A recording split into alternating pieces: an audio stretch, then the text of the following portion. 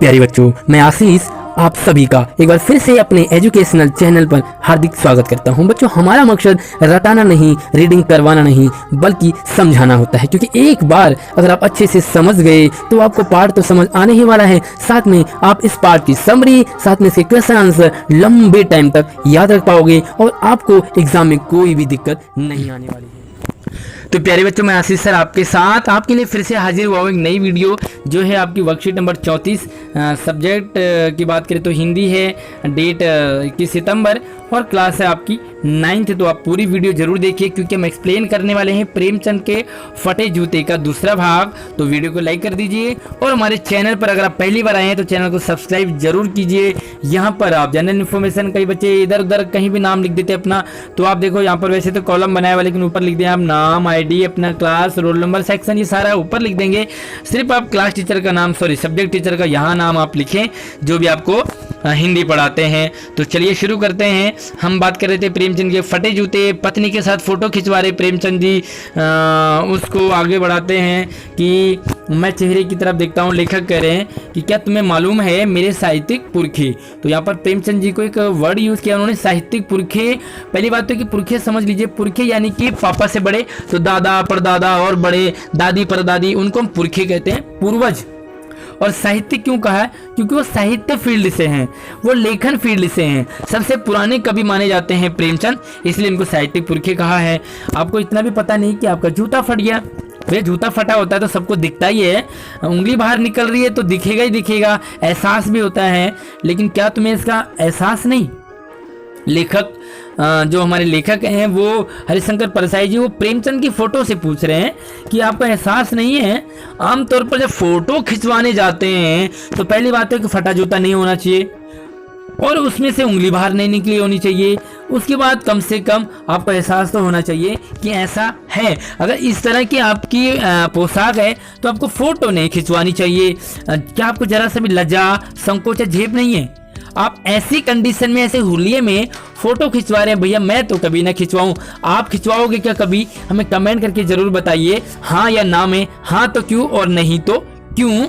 यहाँ पर देखो, वो कहते हैं कि आपको लज्जा आनी चाहिए, संकोच होना चाहिए, झिझक होनी चाहिए आपको कि आपका जूता फटा हुआ, उंगली बाहर निकल रही है और फिर भी आप फोटो खिंचवा रहे हैं। आजकल समाज के ऊपर एक बहुत बड़ा एक व्यंग्य है, समाज का मजाक उड़ाया गया है कि जब हम लोग फोटो खिंचवाने जाते हैं तो वेल ड्रेसअप होके जाते हैं, और अगर हमारे पास अच्छे कपड़े, अच्छे जूते, हमारे बाल अच्छे नहीं है, मतलब जो भी कुछ है, तो हमें क्या आती है? लज्जा आती है, हमें संकोच होता है, हम अपने दोस्तों के साथ खड़े नहीं हो पाते अगर हमारे कपड़े अच्छे नहीं है तो। जबकि प्रेमचंद जी कहते हैं कि ऐसा नहीं होना चाहिए। इंसान की जो पर्सनैलिटी है वैसे तो होनी चाहिए, बाहरी दिखावा भी, लेकिन मैटर ज़्यादा अंदर, इंटरनल जो भी क्वालिटीज हैं वो होना चाहिए।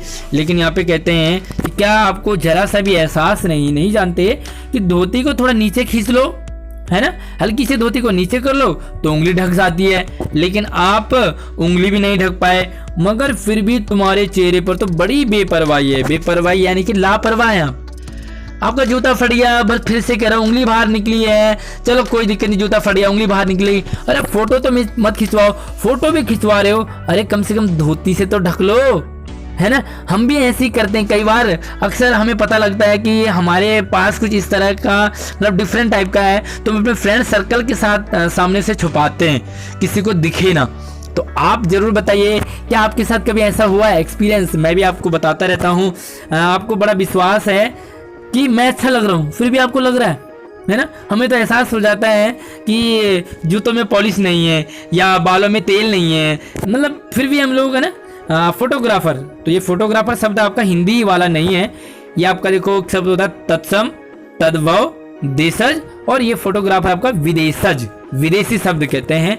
तो फोटोग्राफर ने जब फोटो खिंचवाने जाते थे, कभी टाइम था से 5-10 साल पहले, तो स्टूडियो में जाते थे और वहाँ पर फोटोग्राफर तो रेडी प्लीज कहता था, यानी कि थोड़ा सा अलर्ट हो जाइए, अगर आप इधर उधर देख रहे तो मेरी तरफ देखिए।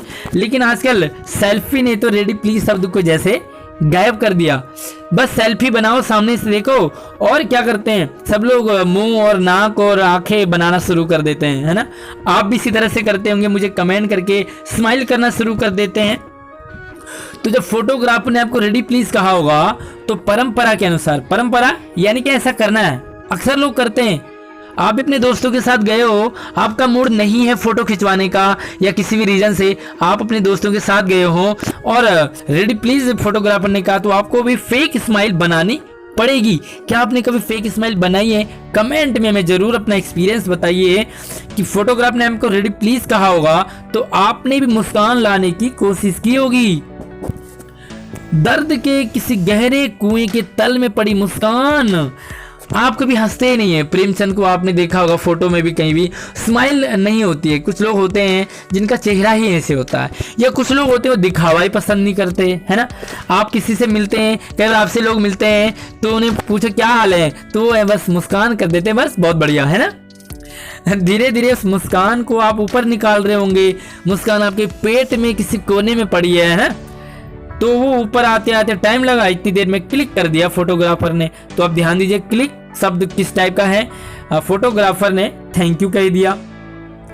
तो आपकी जो स्माइल है वो कहीं अधूरी रह गई, यानी कि गले में अटक गई। तो लेखक कह रहे कि विचित्र है यह अधूरी मुस्कान जो आपके गले में अटक गई। हंसना चाह रहे थे लेकिन हंस नहीं पाए।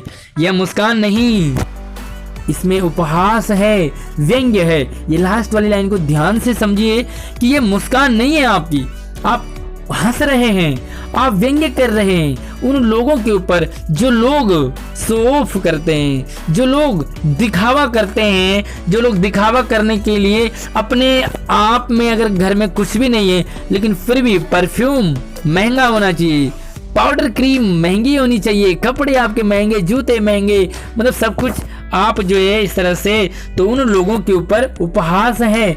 माना कि आप सजिए सवरिए, लेकिन उसके लिए आपके घर वालों को, या अगर आपकी कंडीशन नहीं है उस तरह की, तो इस तरह से जो लोग करते हैं उनके ऊपर उपहास है। तो चलिए पहला सवाल बहुत ही आसान, बहुत ही आसान। साहित्यपुर के किसे कहा है? तो सिंपल सी बात है, किसे कहा? ये प्रेमचंद जी को कहा है ना। आप अपने पुरखों के बारे में क्या जानते हैं? तो आप अपने पापा से पूछिए, अगर आप जानते हैं तो अच्छी बात है। अपने दादा दादी, परदादा परदादी, तो इन लोगों के बारे में क्या जानते हैं तो वो बताइए, उनके बारे में उनके नाम लिख लीजिए। वो कहाँ रहते थे, गांव शहर, वो बता दीजिए। वो उनको क्या पसंद था वो बता दीजिए। वो क्या काम करते थे वो बता दीजिए। बस आपका आंसर क्लियर हो गया। देखो मैं नकल नहीं करवाऊंगा आपको, ध्यान रखना, मेरे साथ आपने पढ़ना है तो समझना है आपने, ताकि एग्जाम में आपको याद आ जाए ये वाला चैप्टर। तो अगला सवाल, लेखक को प्रेमचंद की मुस्कान में क्या दिखाई दिया? तो क्लियर सी बात है, उनको उपहास, हंसी दिखाई दी, उन्हें व्यंग्य दिखाई दिया। ये तो ऊपर से लिख लेंगे आप, और अपनी तरफ से जोड़ेंगे कि आज का समाज में ऐसी प्रथा शो ऑफ की, दिखावे की, उसके ऊपर व्यंग्य किया है तो मुस्कान में ही दिखाई देता है। जो लोग अच्छा दिखने के लिए अपना सब कुछ बेच देते हैं। लेखक के अनुसार प्रेमचंद ने फोटो क्यों खिंचवाया होगा? इस सवाल पे तो मुझे हंसी जरूर आएगी कि प्रेमचंद जी फोटो नहीं खिंचवाना चाह रहे हैं। आप उनके हुलिये को देखकर, उनकी स्माइल को देखकर कि समझ रहे होंगे फिर उन्हें फोटो क्यों खिंचवाई होगी। देखो शादीशुदा इंसान इस चीज को अच्छे से जानता है कि जब पत्नी कोई काम करवाए, पत्नी कोई बात कह दे, बीवी कोई बात कह दे, उसे टालना नहीं पड़ता है। तो यहाँ पर प्रेमचंद जी पत्नी के साथ फोटो खिंचवा रहे हैं, तो शायद पत्नी ने कह दिया होगा जी चलो जल्दी से आज फोटो खिंचवा लेते हैं, तो पत्नी के कहने पे फोटो खिंचवाया होगा शायद।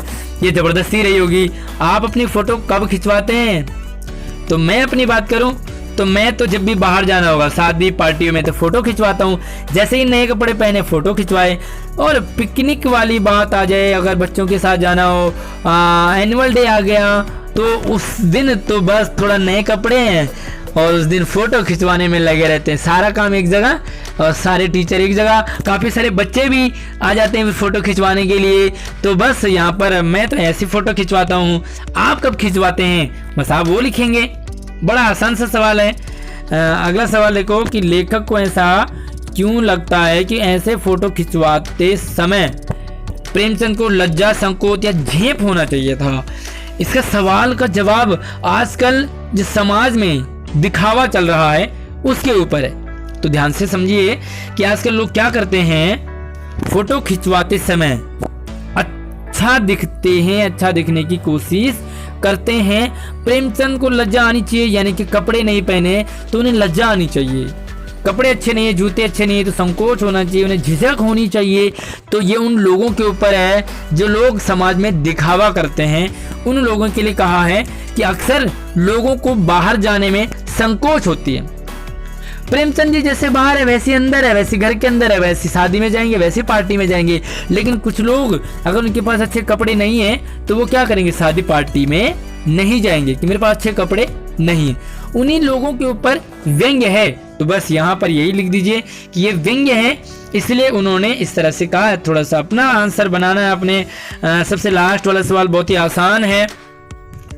गद्यांश में आए विदेशज शब्द है ना, इन्हें आगत भी कहते हैं। आगत यानी कि दूसरी भाषा से आए हैं, उन्हें छांटना है और लिखना है। तो एक सवाल, एक तो आपको याद रखा है रेडी प्लीज, है ना। तो इन्हें विदेशज कहते हैं, मैंने आपको बताया, जो कि अंग्रेजी वाले शब्द हैं। तो चलिए छांट लेते हैं। वैसे मैंने आपको बता ही दिया तब भी, यहाँ से नीचे से शुरू कर लेते हैं। थैंक यू, है ना। तो ये भी क्या अंग्रेजी का विदेशज है। उसके बाद देखो फोटोग्राफर, ये भी विदेशज है।